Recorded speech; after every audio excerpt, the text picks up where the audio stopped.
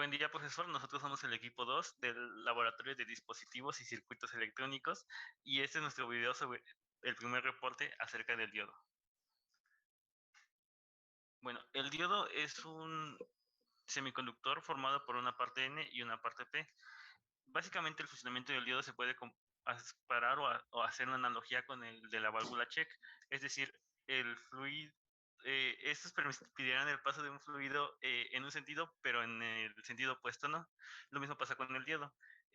Va a permitir hacer o que la corriente fluya en un sentido, pero en el sentido inverso no dará.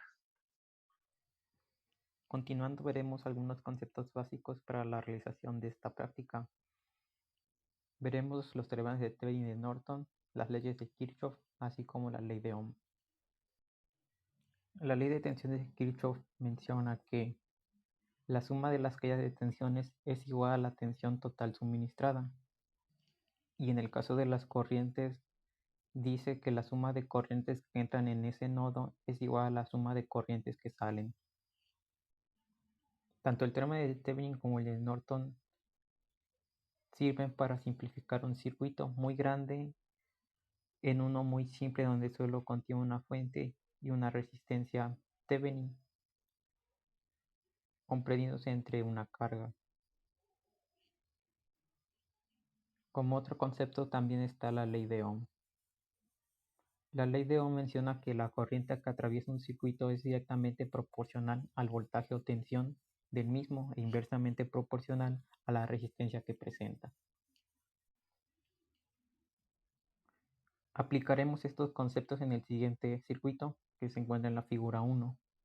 Nos piden calcular el voltaje de Thevenin, la resistencia de Thevenin, así como el valor de la corriente en la carga RL y L.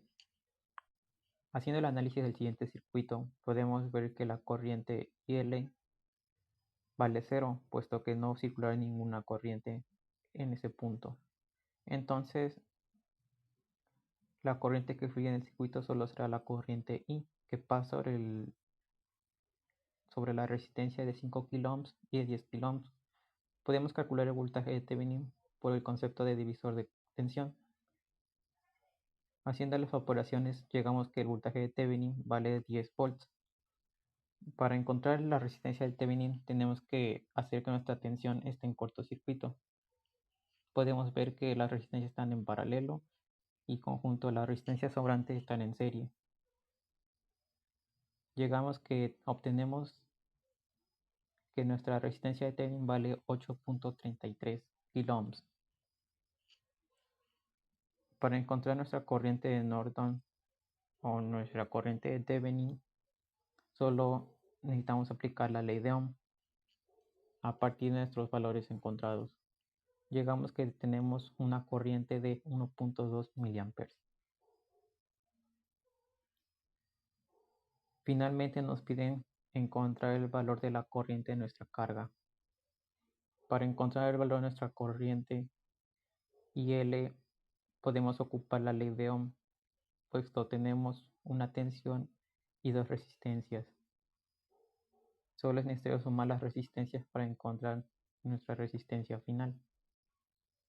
Haciendo la operación, llegamos que el valor de la corriente en ese punto es de 0.4285 mA.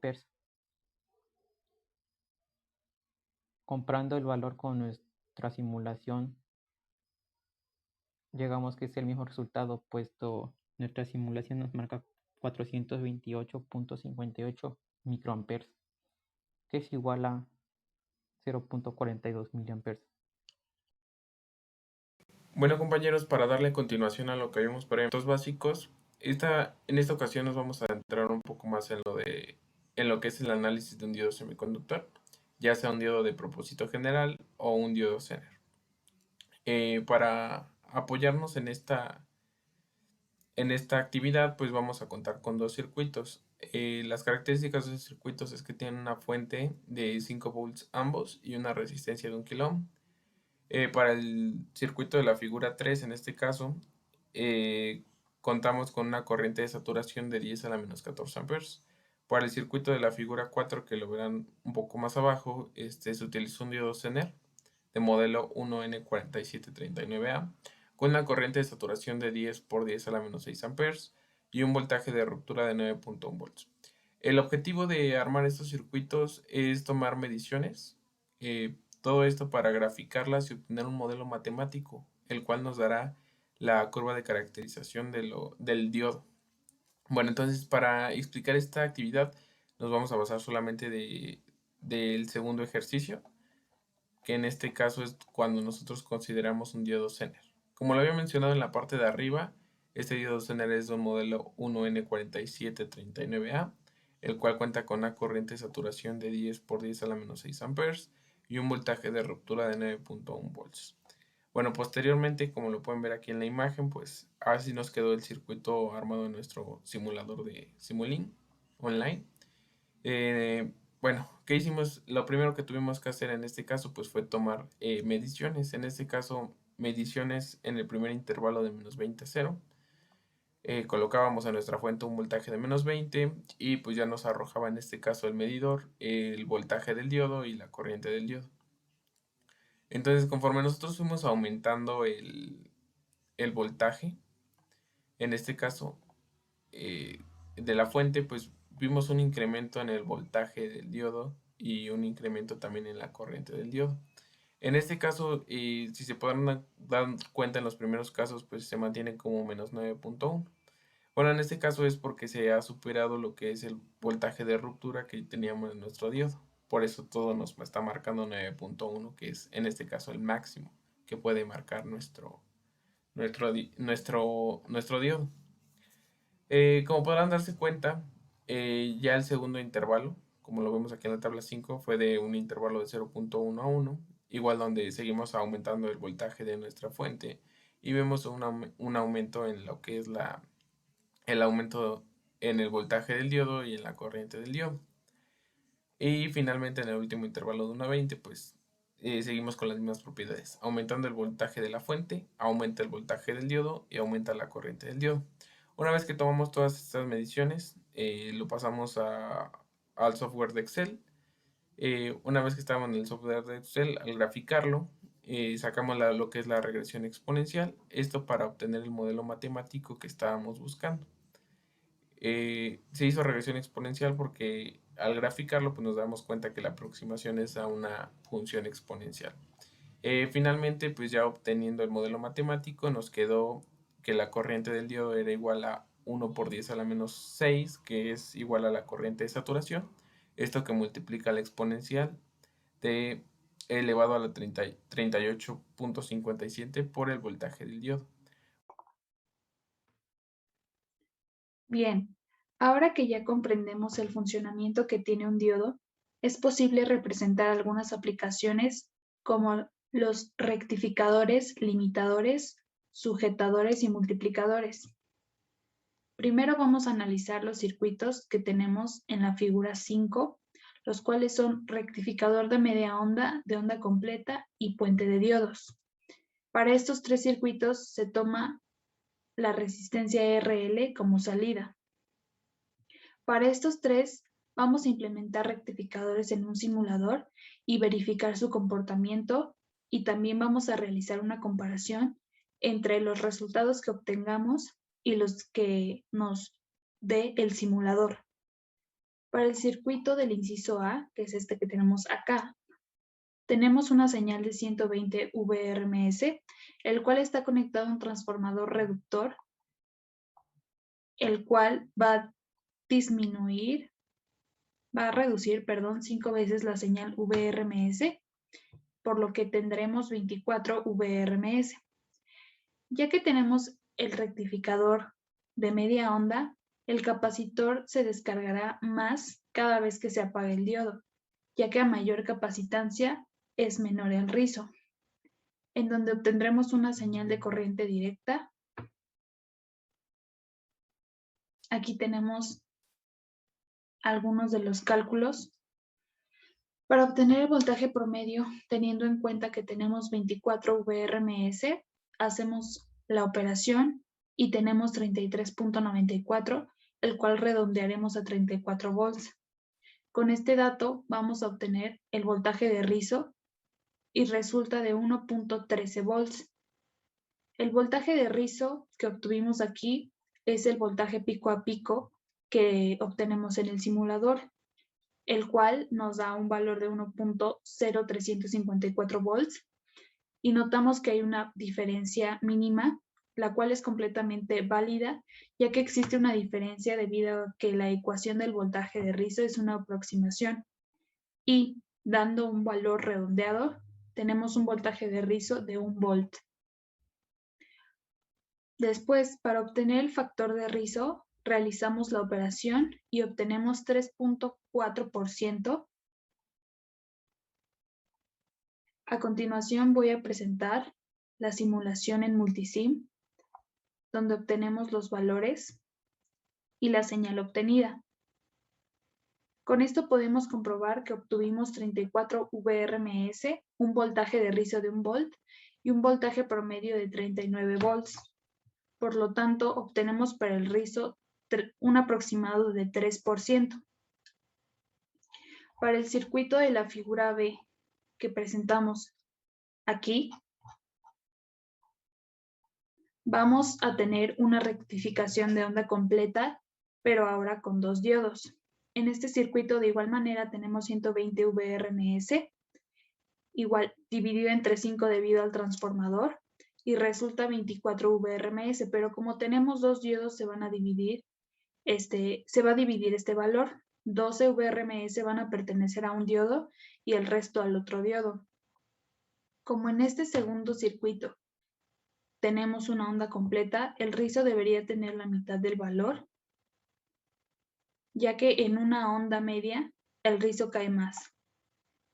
Con los cálculos para el voltaje promedio obtuvimos 16.9, redondeando a 17 volts.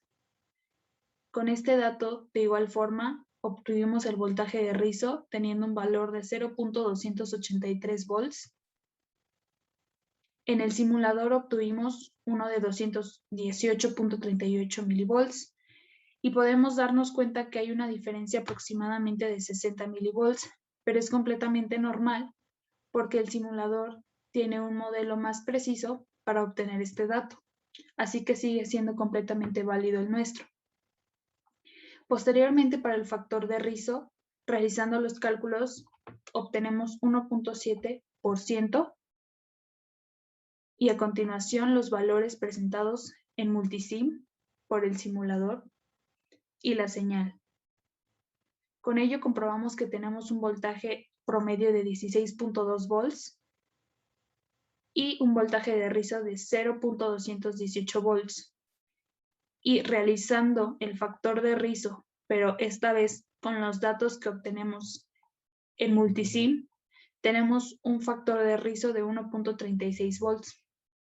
Por último, vamos a presentar el tercer circuito, inciso C,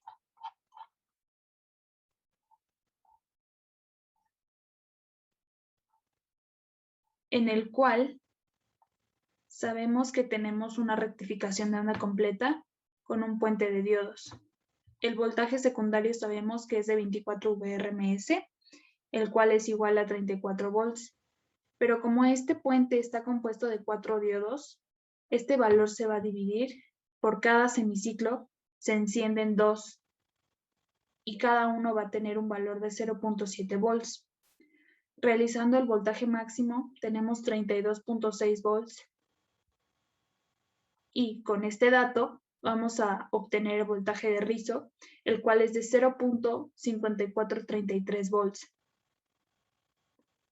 Y para obtener el factor de rizo con los datos anteriores obtenemos 1.66 volts. Presentamos el circuito con los valores que obtuvimos en Multisim y también la señal. Y con esto comprobamos que tenemos un voltaje promedio de 32.4 volts y un voltaje de rizo de 0.5 volts. De igual manera que en el ejercicio anterior, realizamos el factor de rizo, pero ahora, de igual manera, con los datos que nos arrojó Multisim, y obtenemos un factor de rizo de 1.54%. Si hacemos la comparación de voltaje de la carga y de rizo en cada caso y utilizando los resultados prácticos, podemos generar la siguiente tabla.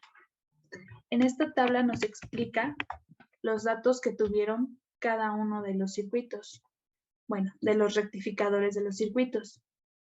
Aquí se presentan y podemos darnos cuenta que con los datos que se recabaron en dicha tabla es posible analizar que el rectificador en un puente de diodos es mejor que en el de media onda y el de onda completa, ya que produce aproximadamente el doble de voltaje de salida.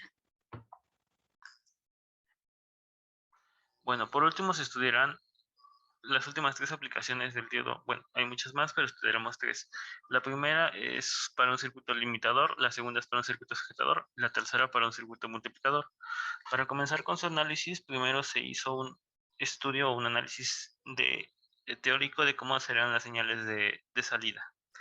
En el primer caso, en el limitador, observamos que tiene una señal de entrada de 6 volts de amplitud. Entonces, haciendo un análisis de mallas, se determina que la señal de salida para el semiciclo positivo debe ser de 4.3 volts. Para el semiciclo negativo, este será de 4.7 volts. Para el circuito sujetador, vemos que está ingresando una señal de un tren de pulsos. Entonces, vemos que se trata de un sujetador. El circuito sujetador, ¿cómo funciona? Es desplazando la señal de entrada verticalmente. Entonces, en este caso, ¿qué tanto la va a desplazar? Bueno, pues será el desplazamiento de esta fuente de 2 volts y este diodo que se idealiza como usando el modelo de caída constante, por lo que será de 2.7 volts, un desplazamiento hacia acá. Entonces, tomándose en cuenta, las señales de salida serán de 2.7 como máximo y menos 7.3 como mínimo.